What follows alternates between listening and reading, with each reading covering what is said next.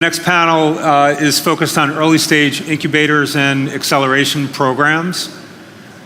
A good segue from the last one. I'd like to invite up Bill Ning from FutureWorks, Nori Wada from EduLab, Amalia Brill from Advantage, Avi Warshavsky from Mindset, and Amir Iliescu from Shibboleth. Okay, so repeating the format of the last panel, I'd like to just start with Amalia and run down the line and give you each an opportunity to introduce yourselves. Let's try and keep it short so that we could focus on the discussion. Okay, so my name is Amalia Brill, and I'm co-manager director of Advantage. Advantage is a hybrid private equity fund and incubator dedicated for EdTech startup only. We help in building global companies, for-profit companies that have a great impact on learning, and I want to emphasize learning because I relate to the former discussion that will look at the EdTech in a broader sense. We see the diminished borders, and we're looking at learning from K to Gray, as said before that. We work closely with our entrepreneurs. That's why it's hybrid, because we really work as an incubator. We invest in seed stages where companies have a working product with initial customers. Since we believe our added value is there within our team, within access to customers, we really want to understand the needs. And actually, we're a startup ourselves. We were founded 8 months ago, already have 2 companies in our portfolio. And before I finish, I have to congratulate all of the organizers. It's a really impressive conference, and I think it's the first step to build a really vibrant ecosystem in Israel, and thank you for that. Avi? So I'm Avi Warshavsky, I'm CEO of Mindset. First, I agree with Amalia about everything about the event. Mindset is an EdTech Innovation Center. We are an arm or a spin-off of CET, Center for Educational Technology, which is a powerful player here in the Israeli market in educational technology. And the Mindset basically is divided into 3 sections. One is an accelerator, EdTech accelerator, works with startups, early stage, mostly startups that already have a product on this range.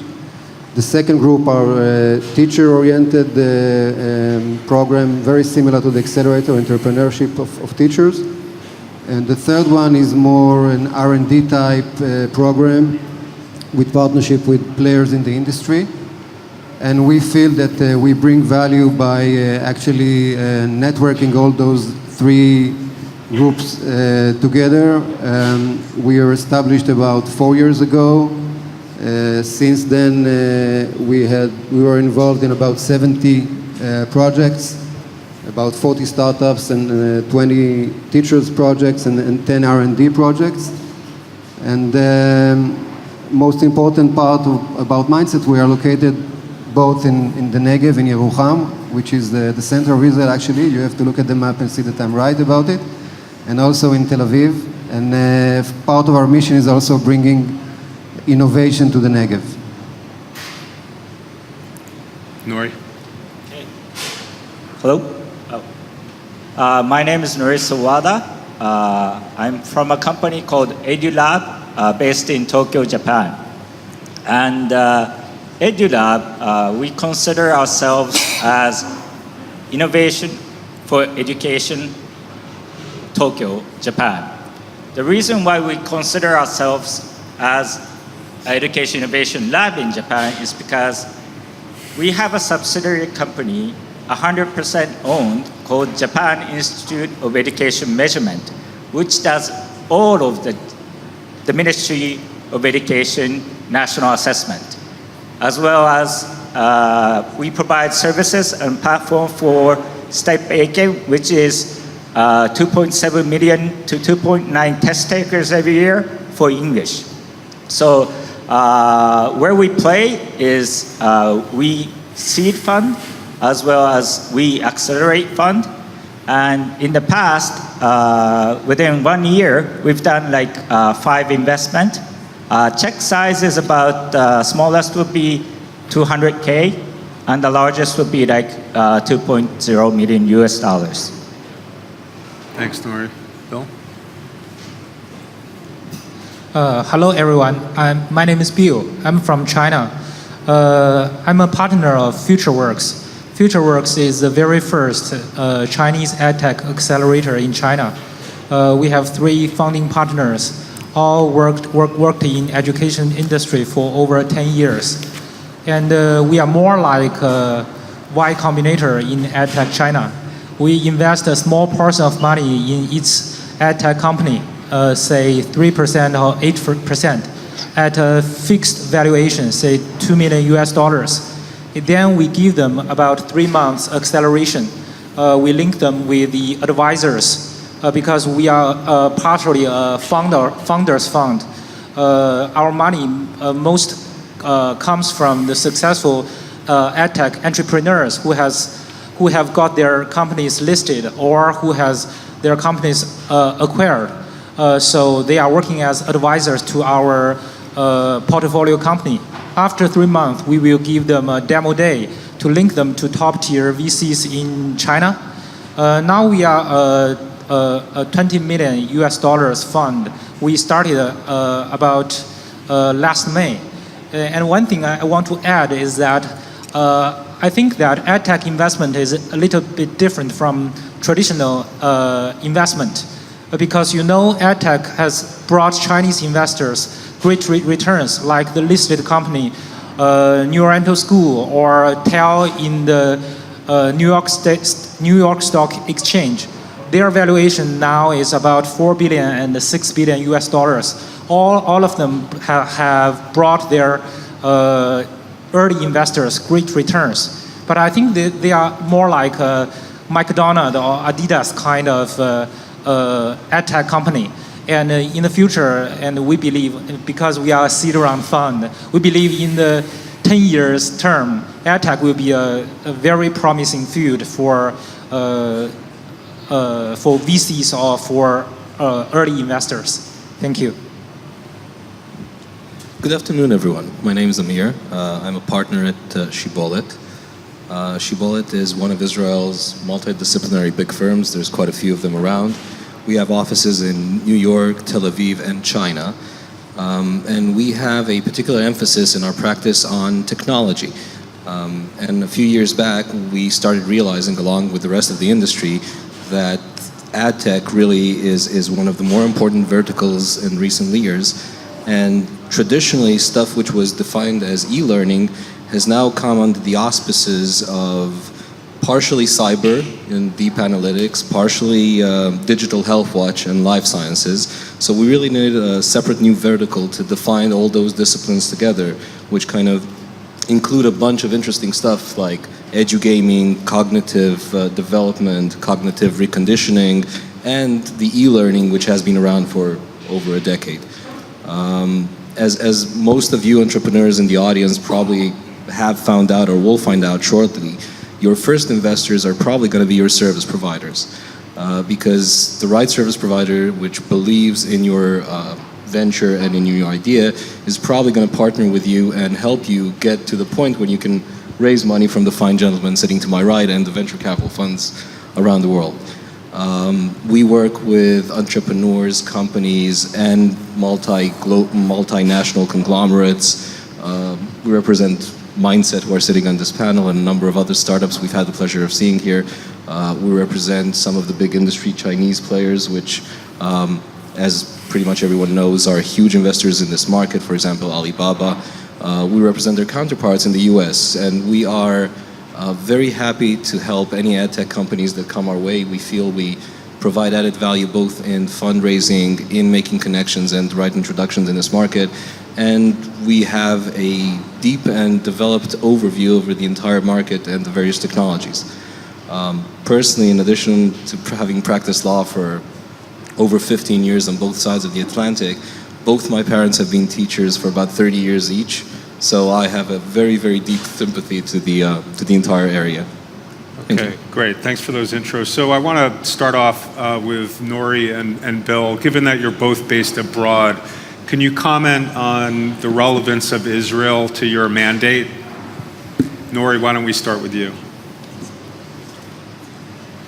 So what's appealing about Israel is, first of all, it's a startup nation. I know that. And also, maybe it's quite similar to Japan, but Israel has been very active in education as well as digital education from the past, with a strong support from the government. And I find a company that has survived the e-learning phase that was back in the 1900s, like EduSoft. And it has a rigorous research background and it's still thriving. So these are the companies that I look for, as well as in Israel, there are so unique startups, new startups that are there as well. And another thing is, from an investor point of view, small country is, to understand the track record is easy. You guys are very tough negotiators, but if I can close the deal here, probably I can close the deal anywhere around the globe. Well said. Bill? Actually, this is my first time to Israel. In fact, I'm a little bit amazed about how Israel's are different from the rest of the world. Because as Yossi has just said, Israel has dig out the top 5% of brain power in Israel. But things are different in China. You know, China has about 200 million K-12 students. If we count in the kids aged 0 to 6, or the higher education, or the vocational education, it's a huge number. Chinese government has done a terrific job for Chinese to be able to read and write. And also they have laid some education resources on some of top talents, like the Peking University, like Tsinghua University, is like Tel Aviv University in Israel. But all these talents went to the United States. So in China, things are that the majority, maybe say the 95% of people has just been able to read and write. And the top 5% of people, their brain power has not been dug out. So I think Israel is a very good model for China to dig out the gifted people in the country. Because if we only dig 1% of Chinese gifted children, that will be 2 times the Israel people. And number 2, I think Israel are very good at innovation, because Israels are so different. I came to know a lady and who is 67 years old, and she is starting up his maybe 2 or 3rd company. I'm a little bit amazed, because she is the age of my parents, and my parents have retired and they have enjoyed their life. But in Israel, people are still working and innovating. So I think the innovations in Israel and the very good product design, and especially their ways of seeing the world, of their ways of asking good questions, of finding problems, are very good examples for Chinese to learn, especially for Chinese entrepreneurs to learn. And the third, I think that Chinese has a very large market, and Chinese entrepreneurs are very good at from 1 to 10, or even from 1 to 100, because we have a very large market and we are very good at cooperation and manufacture. But in Israel, I think you are very good at innovating and creating things from zero to one. And I think to link China and Israel, we are a perfect match. Especially Chinese are somewhat like Israel. So if we link Israel innovations and the Chinese market, we can build some billion-dollar EdTech companies. Well said. Thank you very much. Okay, so switching gears, Amalia, could you talk a little bit about how your organizational structure and your funding impacts your strategy when you're thinking about deploying capital? Okay. So, as I said, we're a private equity fund, and the investors in this fund are part of the 4 founders of the Israeli EdTech. And they were successful ones. They are serial entrepreneurs, and they truly believe that companies, in order to succeed, need to be for profit. They understand the EdTech industry deeply. That's why our check size is a bit higher comparative to the offer that were existing till now in Israel. Because they understand that the timeline in EdTech is different. Since we are not VC and we don't have limited partner, general partner, we can really invest in companies and help them for a long period of time. Our model is flexible. We tailor fit our support and the check size to the stage of the company and what we believe in. What we really look into is companies that were born globally in their state of mind, that have a big vision.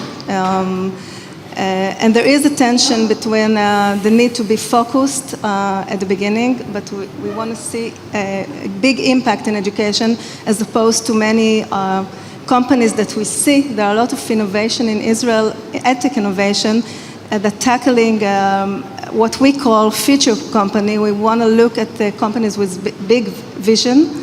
And since they were entrepreneurs by themselves, our main work is introducing our companies to customers and to deeply understand the customer needs at the beginning, later on help them in sales.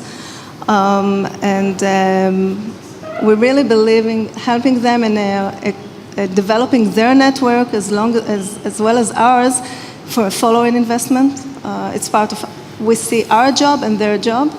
And also the philosophy that we hold is a pull attitude versus push. We don't hold batches, no educational program. We expect the entrepreneurs to ask for what they need, and we give the support tailored to their needs. Avi, would you field that question? Well, actually, although we are investing in startups, I don't see ourselves as typical investors, mainly because the investments are just a vehicle for us for a very short term of help to the startups, and also in a way to express our trust in those startups. Our main value is actually the process that we are going with the startups, which I think there are 3 aspects that are the most valuable ones. The first one is the access for piloting and testing. We are doing this from day one. We strongly believe in those buzzwords of lean startup and in really trying to work in a very lean product, test it, get feedback from teachers and students, go back and so forth. The second thing I think is really access to the market, both in Israel and abroad. And the third one, and this is why we work in batches, is actually creating a group. We strongly believe that one of the most strong assets in Accelerator is the fact that there are another 10 startups like me that are struggling in the same market, and the support that each startup gives to the others is really, really valuable, and we try to facilitate it. So the investment standalone is really not a typical fund investment, I would say. Okay, so I'm going to pick up on that theme and start with Amir. You saw there a large portion of the audience are entrepreneurs. What have you seen in terms of the value add that investors at this stage can bring to companies in addition to purely capital? It's a great question. Thank you for that. Well, firstly, again, I have to go back to trying to distinguish what exactly is EdTech. When we look at EdTech, we see a lot of components that have been added to it from the traditional e-learning, self-regulating model. So we typically categorize those additional categories into cognitive modification, which are all the various games which make your kids brush their teeth for extra points on the iPad, on one hand. And on the other hand, you have huge companies that target well-being for employees, such as, and you may have heard of all these because they were pretty significant transactions in 2015, Virgin Pulse, Omada Health, and so on. So what we like to see in investors come in, and by the way, we kind of hold ourselves as a law firm to the same standards, we like to see a meaningful contribution to the strategic development of the company. We want to see a contribution to the path forward for commercialization, and we are a commercial law firm, so we do put a fairly heavy emphasis on the civil and strategic and commercial market. We like to see, and I can tell you based on how easy it is for the startups we represent to raise money, we found that the more they appeal to the traditional structure of schools and to charitable foundations, the harder it is for them to raise money. So we like to see early seed investors try and position both themselves and the companies in which they invest to firstly apply to extremely broad markets, have a clear path to commercialization, which a lot of the ventures don't have, and help such startups both develop that plan and make the applicable introduction to the next generation players in that market. And just to respond to something that was said here earlier, our own experience is that the whole B2G, as was called here by JVP, or B2B areas in sales to school or other educational institutions are extremely hard to fund for Israeli entrepreneurs. I mean, if you hit a point where you've raised a few $1 million and try and get after the Bill Gates Foundation in order to become a part of the school system in the States, you could probably make it, but it would be incredibly difficult for you to get to that point with existing Israeli resources. So our recommendation for you is to get someone who can help you get to a reasonable commercialization model, give you enough money to get on the radar screen, to raise money from the funds which you saw on the previous panel, which will probably look at you only after you get like $3 million of sales. Thanks. Bill, can I ask you, how do you approach investments from the standpoint of the value add beyond just the capital? And to this audience in particular, what can entrepreneurs expect from you if you were to make an investment in terms of helping to bring them into the Asian markets? You mean for Israel entrepreneurs? Correct. That's a good question. If I answer that too perfectly, and I will be surrounded that I cannot escape. That was my intention. Thank you. I have been working in Chinese education industry for over 12 years, and I've been worked with New Oriental and TEL, the two largest EdTech company in China, for nearly 10 years. And together with two other partners, we have known Chinese EdTech field from bottom to the top. Like we have good relationships with the entrepreneurs, the investors, and also with the government. We are located in the center of Beijing, like Haidian, like Zhongguanchun is the counterpart of Palo Alto in California. So, and also if Israel entrepreneurs who wants to come to China, maybe I can contribute three things. First, we are building a incubator, a physical incubator, especially targeted to international companies who want to extend in China, and for Chinese EdTech companies who want to go abroad. So this is a physical incubator. And second thing is that we have very good relationships with the listed EdTech company like New Oriental and TEL. They have a very good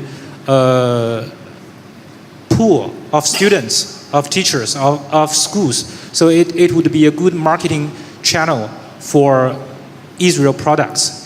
Number three, as I mentioned, we have very good connections in China. If you want to know somebody in any province in China, we can find maybe 1 or 2 links, and you can talk to the right person, and something is going on. And the last, I do not know whether it's a good place for us to say, we are funding a fund to invest for EdTech fund around the world. So that's also be a benefit for EdTech entrepreneurs around the world, because we are investing in very early age of EdTech, and the Chinese has a lot of listed A-share companies, listed in Chinese stock market, who desperately want to acquire EdTech companies. So I do not know what else I can do, but I think I can do a lot of things if you want to go to China. That's plenty. Nori, what could you add to that? Sure. So guys, I don't mind being surrounded, okay? That's my intention of coming here. So, is it okay if it's just a line? Sure, line would be okay. So our intention is very clear. Our money is ours, not anyone else's. It's derived from our subsidiaries, so it's our group fund. And we have a specific priority because we provide services and platform for the Japanese government, the Ministry of Education.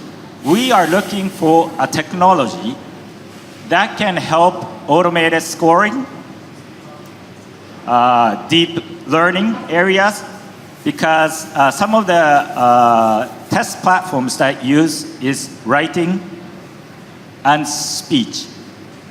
And we have whole lots of data here.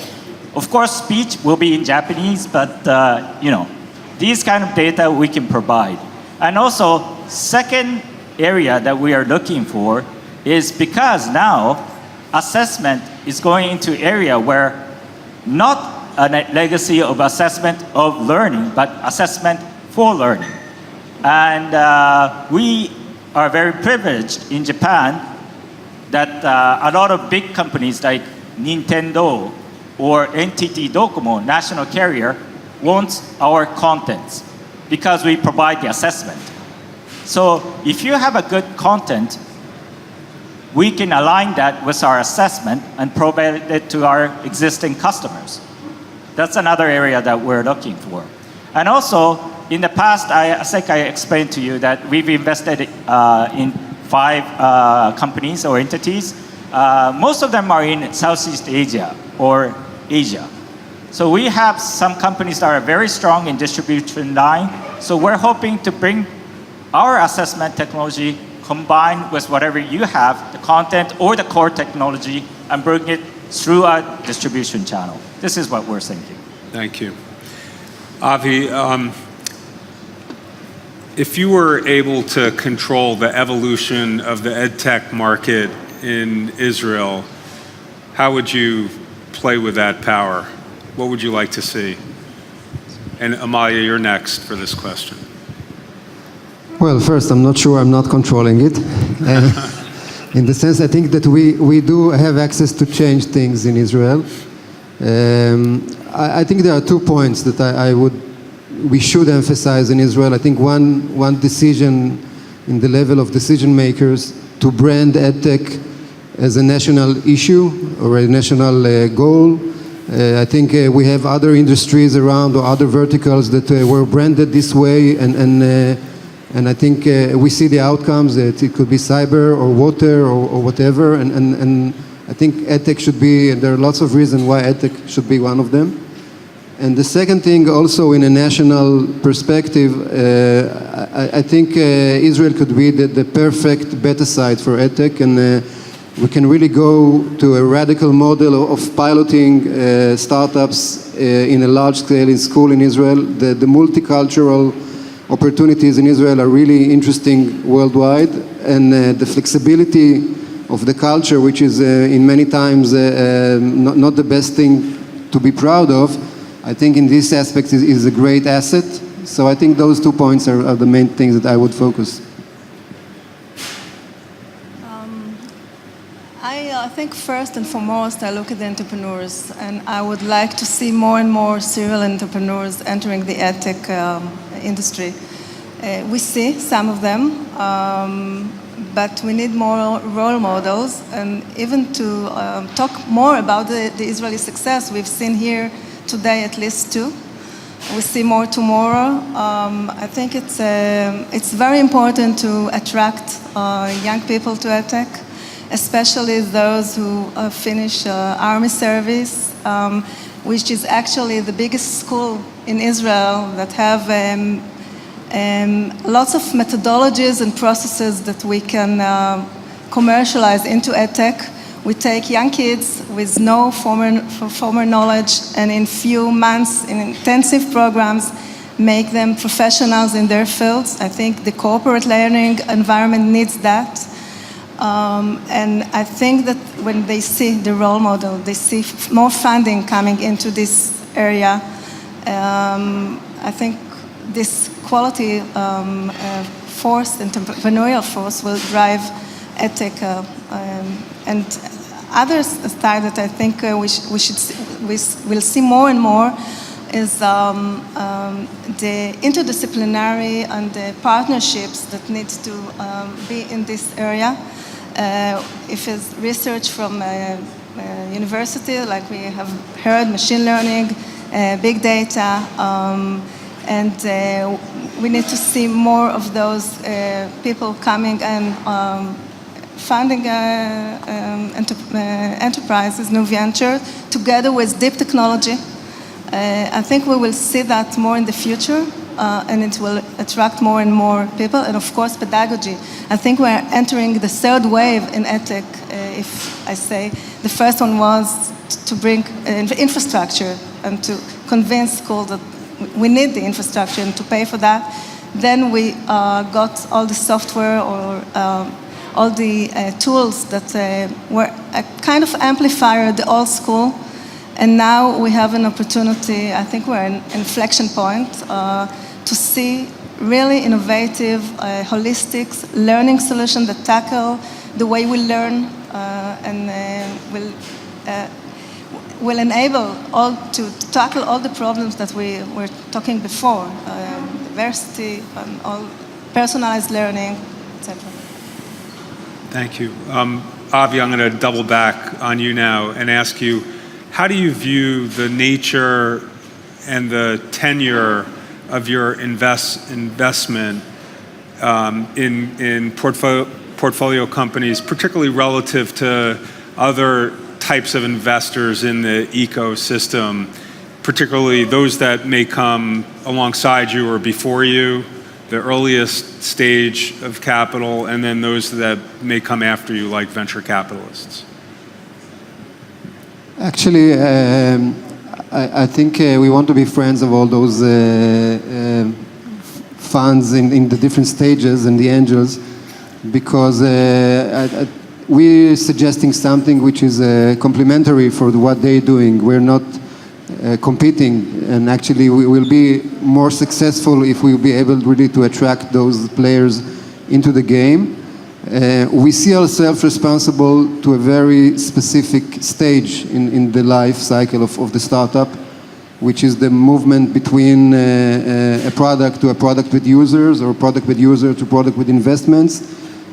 So this is part of our mission to help them find those investments, and of course down the line we cannot be responsible for the whole history of the startup, but at least for the next stage, whenever this stage is, we feel obliged to find another investment which is not ours. And at that point in time, what's your expectation about your ongoing role? Do you expect to play a more passive role, or if a new financial partner welcomed it, would you remain actively involved, or do you need to go back and spend all your time incubating the next cohort? We try really to focus in incubating, which I think these are our core business, and we're not investors in our nature. We don't think like investors. We think about more like from the side of the entrepreneurs. So although the most clear sentiment is like you're growing a child and you want to see him in his next stage, but as like my private child, I try to avoid interrupting their life from one point, or they try to avoid having me there around from certain point, and I think it's the same case here also. Okay, great. I'm going to do a quick check for questions. This time, I'm hoping a few hands will go up. All right. What's the situation in the States regarding early stage investments?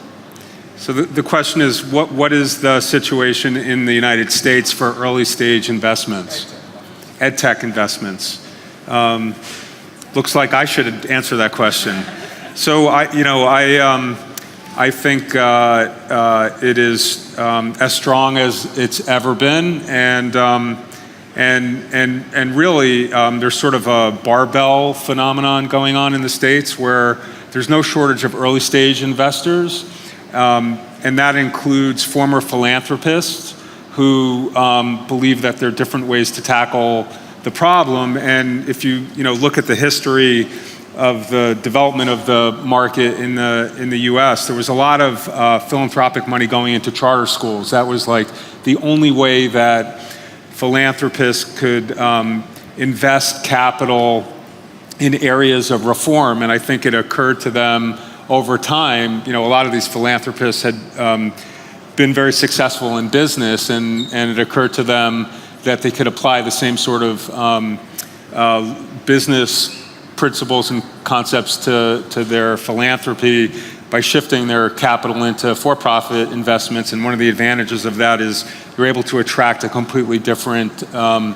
population of talent. So a lot of early stage investors who are angels, super angels, and the like have entered the market. And then there are a lot of, as the slide showed, growth equity investors and private equity investors who have assembled really large portfolios of companies. I think the difficult area is sort of in the middle, the B and C stage, where it's difficult for companies to get past say 5-10 million of revenue to the next level. Once they can get past that level and prove that they could scale, there's absolutely no shortage of capital available. Other questions? Oh, please. I actually have a bit of information for you because I hoped somebody would ask, because it's quite an interesting phenomenon. Out of about 750 EdTech deals that were done in 2015, over 580 of them were done between or into US companies. So the US still dominates the market in terms of number of deals and investment in EdTech companies. Having said that, the actual dollar amounts pale in comparison to the corresponding investments made by Chinese entities during 2015 by pretty much every single big player in the China global market. So you see a lot of deals in the US. They tend to reflect a very, very significant reduction in investments in e-learning companies and an increase in anything to do with edugaming, cognitive changes, using smartphones to teach people stuff, that kind of thing. Another question? We've got 1 minute to go. There must be one more question. Yes, sir. I recently heard a term that describes EdTech in a little more prosaic way. It's called higher tech, as in higher education, and it's elevating technology, as you just described. It elevates technology to something that will actually have traction for the future, an impact on the future, in the same way we talked about in this conference. Do you think higher tech is a suitable term for what we're doing? So the question is, there's a term that is challenging EdTech, it's higher tech. Do you think that that's a good description for the opportunities here?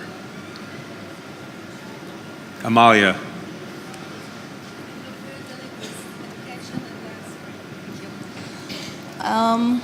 No.